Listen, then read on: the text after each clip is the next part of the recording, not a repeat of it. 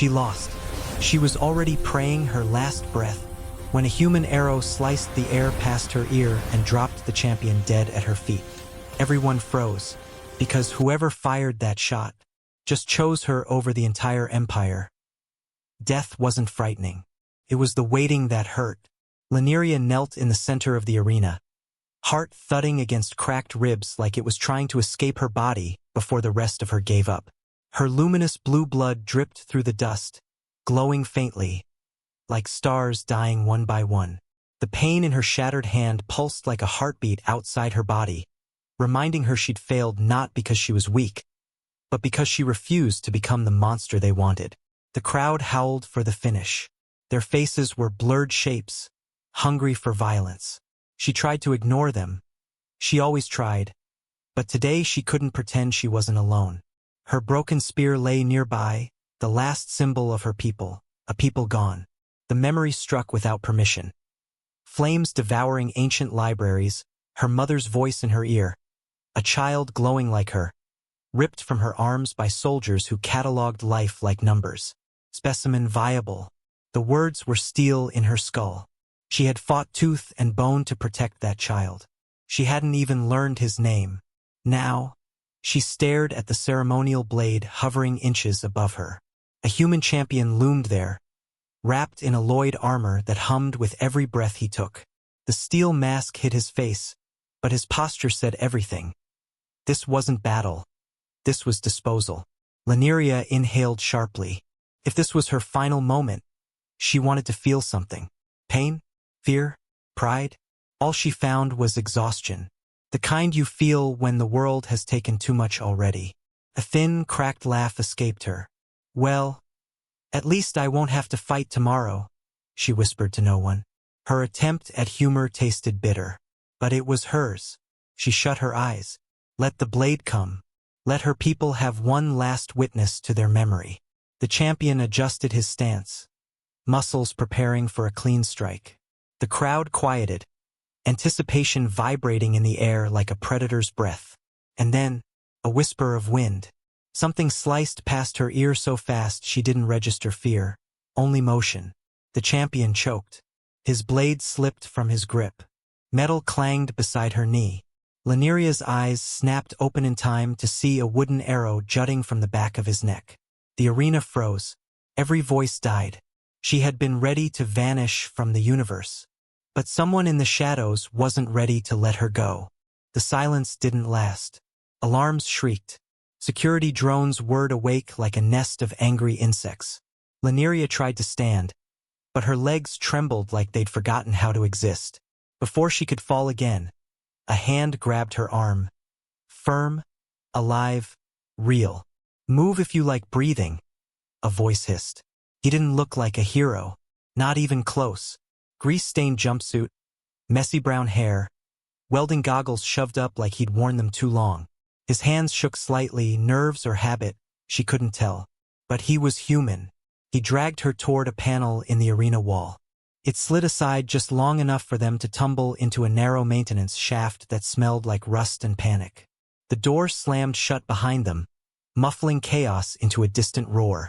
Lineria yanked her arm back. Why would a human save me? He blinked, surprised by the question, then snorted softly. You think they'd let me into the VIP section if I wasn't human? Name's Cade. Don't thank me yet. She wasn't planning to.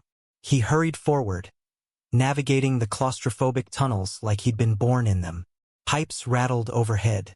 The air buzzed with electricity and warning signals. Lineria stumbled after him, dizzy, every breath fighting her cracked ribs. You hesitated, Cade said abruptly. Third match.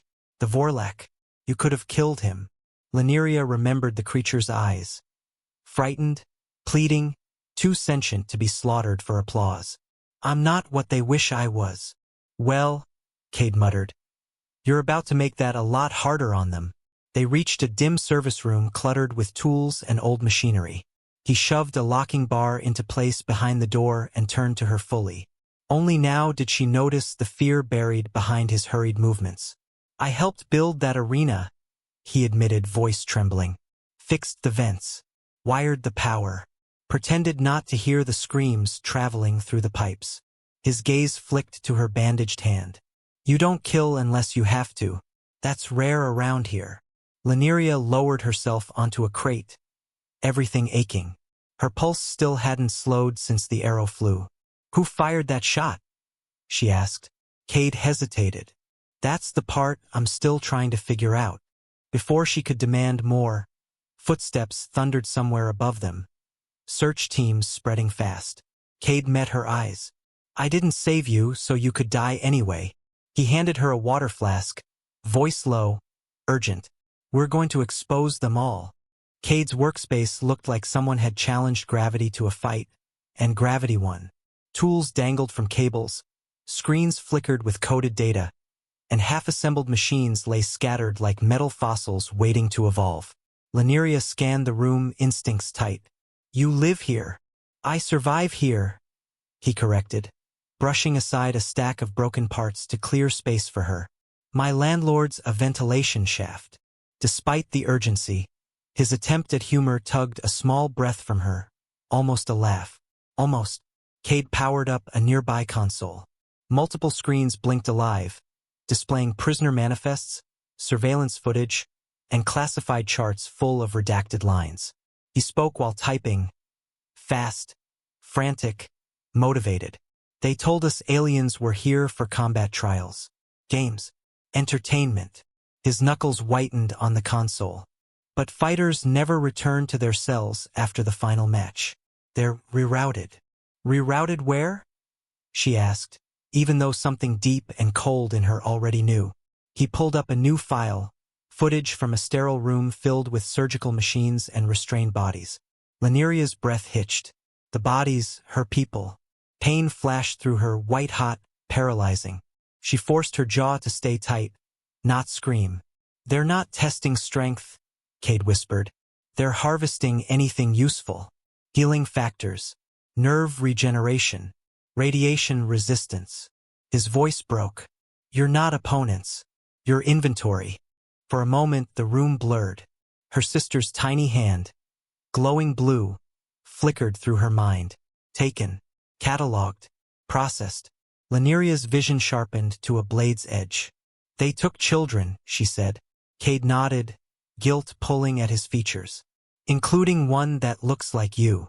He opened a file, grainy footage of a scared young girl with the same luminous skin. She's alive. But if we don't expose this... His voice faltered.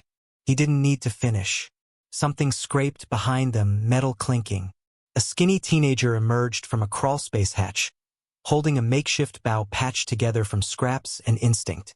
You forgot to mention I'm helping too, he chirped, wiping soot off his cheek with the back of his hand.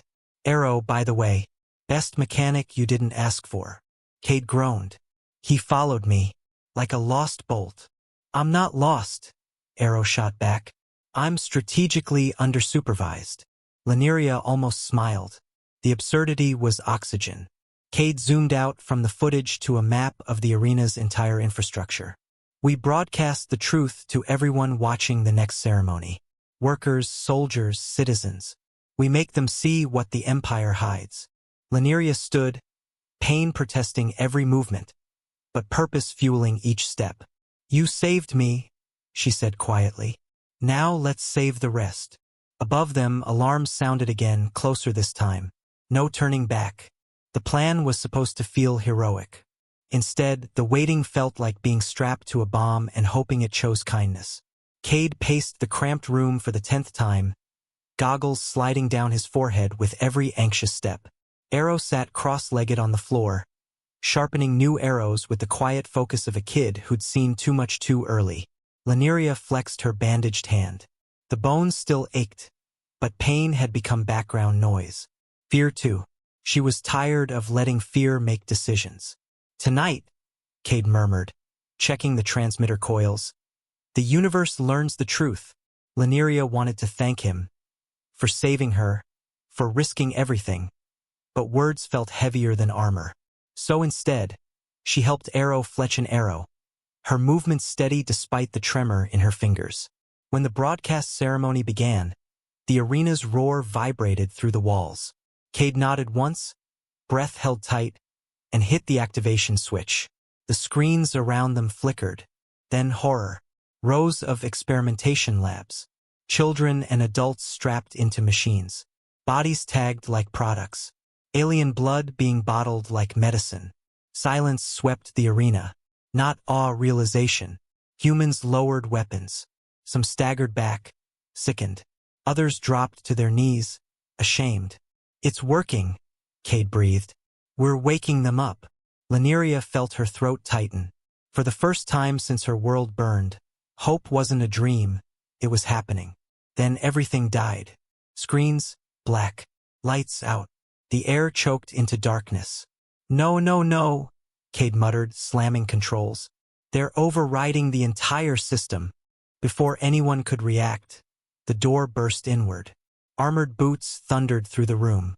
Soldiers swarmed like a bad ending arriving early. At the center stood Merrick, Cade's friend, their only insider. He held his rifle like a verdict. "You should have stayed in your hole, mechanic." Cade stared, betrayal draining the color from his face. "You helped us." "I helped the Empire," Merrick replied, voice icy. "That's loyalty. This," he gestured to them, "is infection." Soldiers seized Lineria, forcing her to her knees, ribs screaming in protest. Arrow lunged, but a guard slammed a baton into his stomach. Cade fought until 3 men pinned him to the floor. Merrick leaned close to Cade's ear. "You dream too big for someone so replaceable." Lineria caught Cade's eyes. Fear there, but also defiance refusing to die. Hope had teeth. It bit back. As they were dragged toward the arena floor, spotlights blazing like judgment, Lineria thought, "If this is how I fall again, I will fall louder than before." The arena lights seared down like suns too close to survive. Lineria was shoved to the center, knees striking the dust. Again. A circle of armored guards aimed weapons at her and Cade, who knelt beside her with blood dripping down his brow. Arrow was nowhere in sight. She prayed he was still breathing. The High Commander stepped forward, polished armor, polished ego. "You thought you could turn citizens into rebels with pictures?" He raised the ceremonial blade high. "Fear is stronger than truth." Lineria met his gaze, unflinching. "Not today." A dry laugh escaped the commander. "Bravery from a failed species. Lovely." He swung. But fate refused to repeat itself. A sharp twang, metal striking metal. The blade flew from his grip, skidding across the dust. Every head snapped upward. Balanced on a steel beam, Arrow stood, small, shaking, unstoppable. He drew another handmade arrow. "This failed species has a better aim than you," the boy yelled. Chaos ignited. Prisoners surged from holding tunnels. Workers shoved past guards. Even a few soldiers turned their rifles the other way. The truth had cracked something inside them, and light was flooding through. Cade scrambled to his feet, grabbing a fallen guard's baton to shield Lineria. "You're not dying again," he said, voice trembling but sure.